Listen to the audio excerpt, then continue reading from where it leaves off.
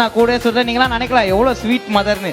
என்ன ஸ்வீட் உள்ள இருக்கிறது எனக்கு தான் தெரியும். உங்களுக்கு தெரியுமா? அரை மணி நேரம் ஒரு இன்டர்வியூ பார்த்துட்டு கிளம்பிடுவீங்க. அதுக்கப்புறம் 30-40 நாள் நான் தான் 40 நாளா 20 வருஷம் நான் ஸ்பெண்ட் பண்ணிருக்கேன். எனக்கு தான் தெரியும்.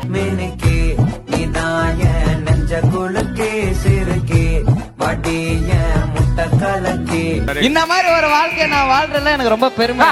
ஒரு நிமிஷம் எங்க அம்மாவை பத்தி நினைக்கும் போதுதான் எனக்கு அவ்வளவு ஹாப்பியா இருக்கும்.